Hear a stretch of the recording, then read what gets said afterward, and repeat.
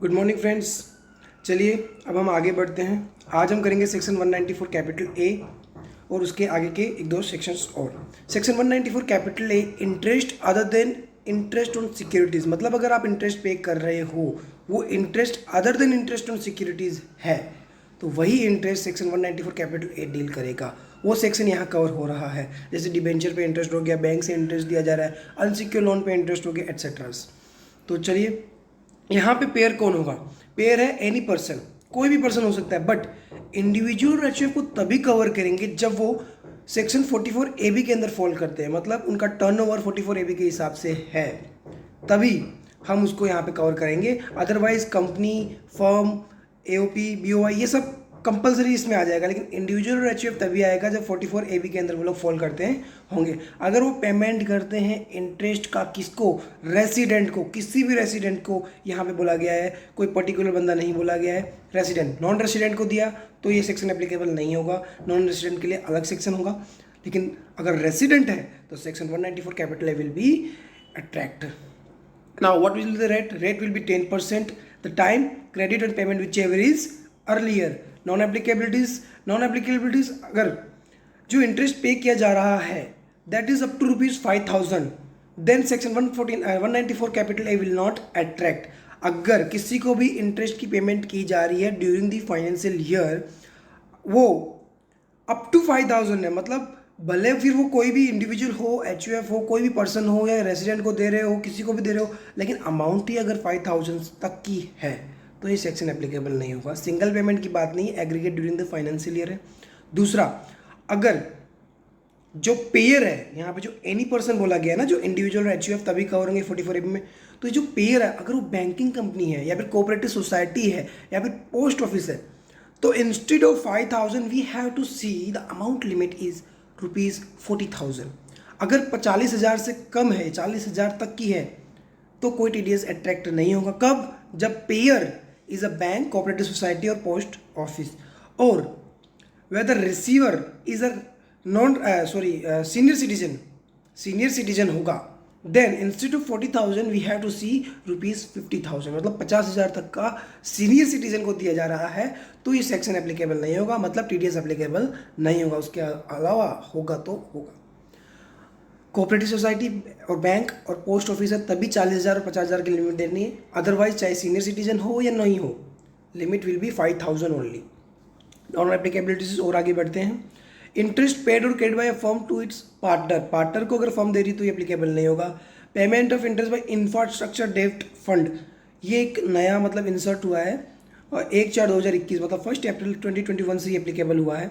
इसके अलावा गवर्नमेंट अगर कुछ नोटिफाई कर दे, कुछ ट्रांजेक्शन्स या कुछ अलग रिस्पेक्ट से बैंकिंग रेगुलेशन में डिपॉजिट किया गया है, वो सब होगा तो चलेगा। ठीक है, नाउ ये इंपॉर्टेंट है। इनकम पेड और credit bye cooperative society other than cooperative bank, मतलब कोऑपरेटिव सोसाइटी अगर कोई इंटरेस्ट पे कर रही है, not including cooperative bank, bank के अलावा, तो क्या होगा? अब किसको दे रही है? मेंबर को। और कोई कोऑपरेटिव सोसाइटी दूसरी कोऑपरेटिव सोसाइटी को दे रही है, तो वो भी एग्जेम्प्ट है, मतलब उसको भी 194 कैपिटल एप्लीकेबल नहीं होगा। समझ में नहीं आया? कोई बात नहीं, आगे डायग्राम से हम इसको समझेंगे। फिर क्रेडिट और पेड, अगर ये जो प्राइमरी एग्रीकल्चर क्रेडिट सोसाइटी है, अगर वो पेमेंट कर रही है तो टीडीएस एप्लीकेबल नहीं होगा। डिपॉजिट मेड अंदर दिस, फालतू ये सब नॉर्मल है, हो जाएगा। लेकिन इसमें टीडीएस एप्लीकेबल होगा अगर जो कोऑपरेटिव सोसाइटी और बैंक है ना, उनका turnover during the financial exceed कर रहा है immediately preceding financial year 50 crore. अगर 50 करोड़ है तो ये जो बोला है ना टीडीएस एप्लीकेबल नहीं होगा, अगर मेंबर को दे रहे नहीं दे रहे तो भी एप्लीकेबल हो जाएगा। एंड द अमाउंट जो पेमेंट की जा रही है वो 50,000 है in case of senior citizen और 40,000 in case of other than senior citizen, तो ये एप्लीकेबल हो जाएगा। ये चीज़ समझ में नहीं आई होगी, कोई बात नहीं, अब हम इसको अच्छे से समझते हैं। अगर कोऑपरेटिव सोसाइटी है other than cooperative bank interest का पेमेंट कर रही है, किसको? किसी भी बंदे को, अपने मेंबर को, किसी भी मेंबर को। रेसिडेंट है वो तो पता ही है, फर्स्ट कंडीशन सेक्शन की है कि रेसिडेंट को पेमेंट करना है, तो रेसिडेंट तो होगा ही, पर वो उसका मेंबर है, कोऑपरेटिव सोसाइटी का मेंबर है, फिर भले वो बैंक क्यों ना हो, मेंबर उसका कोई भी हो सकता है, कोऑपरेटिव बैंक हो या कोई भी हो। मतलब जो कोऑपरेटिव सोसाइटी पे इंटरेस्ट का पेमेंट कर रही है ना, वो बैंक नहीं होनी चाहिए इस केस में, फर्स्ट केस के अंदर। ठीक है, तो वहाँ पे TDS की एप्लीकेबिलिटी नहीं होगी। ठीक है।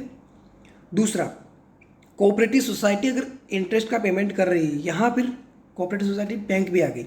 यहाँ बोला नहीं है कि अदर देन बैंक होनी चाहिए, सेकेंड लिमिट देख रहे हैं हम।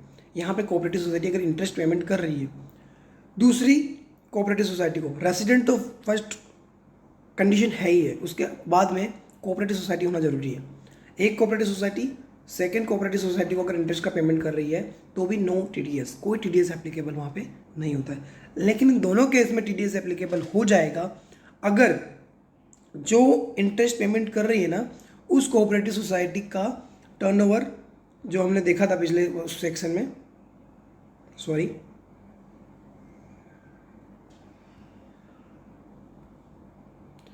एग्रीगेट अमाउंट इंटरेस्ट जो पे कर रहे हैं मोर देन 50,000 पे कर रहे हैं और सीनियर सिटीजन है, तो अदरवाइज 40,000 तक का पेमेंट कर रहे हैं तो TDS एप्लीकेबल हो जाएगा। इससे ज़्यादा का करेंगे, इससे कम तक का है, मतलब 5,000 की लिमिट नहीं देखनी, पर 40-50,000 के ऊपर जा रहे तो फिर एप्लीकेबल होगा। दूसरा, उसका टर्नओवर, एंड बोला था ना पिछले में, टर्नओवर उसका 50 करोड़ से ज़्यादा होना चाहिए। ये सेक्शन यहीं कंप्लीट होता है। Now section 194 capital B, TDS on winning from lotteries, cross puzzles etcetera, मतलब कुछ गेम वगैरह होते हैं जो जुआ वगैरह बोलते हैं, ऐसी गेम्स में अगर आपको कुछ विनिंग्स हो रही है, TDS on winning from lotteries, तो उस केस में सेक्शन 194 कैपिटल B डील करता है। यहाँ पे कौन होगा पेयर? एनी पर्सन, कोई भी बंदा हो सकता है अगर पेमेंट करता है विनिंग की to any person, any person से एनी पर्सन। अब जो रिसीवर होगा ना वो रेसिडेंट हो या नॉन रेसिडेंट हो, 194B यहाँ पे आ गया। Rate will be 30%। ओरिजिनली भी अगर आप इस तरह से कोई भी गेम में अर्न करते हो ना, तो उन पर ओरिजिनल टैक्स रेट भी 30% ही है, तो TDS में भी 30% ही टैक्स रेट है। ठीक है। At the time of payment, यहाँ पे देखिए, यहाँ पे पेमेंट है, at the time of payment है। सेकेंड, नॉन एप्लीकेबिलिटी, अगर विनिंग्स अप टू 10,000 है तो कोई TDS एप्लीकेबल नहीं होता है। सेक्शन यहीं खत्म होता है। अब आता है सेक्शन 194 कैपिटल B। BB क्या बोलते हैं? TDS on winning from horse race, as it is 194B ही है, सिर्फ यहाँ पे हॉर्स रेस है, तो इसलिए जो पेमेंट करता होगा ना वो बंदा ऐसा होगा जिसके पास लाइसेंस होगा हॉर्स रेसेस का, इन सब का।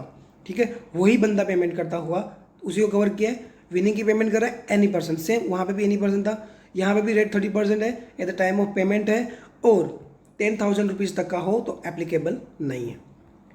Thank you so much, hope so आपको समझ में आया होगा। आगे की सेक्शन हम आगे नेक्स्ट वीडियो में देखेंगे।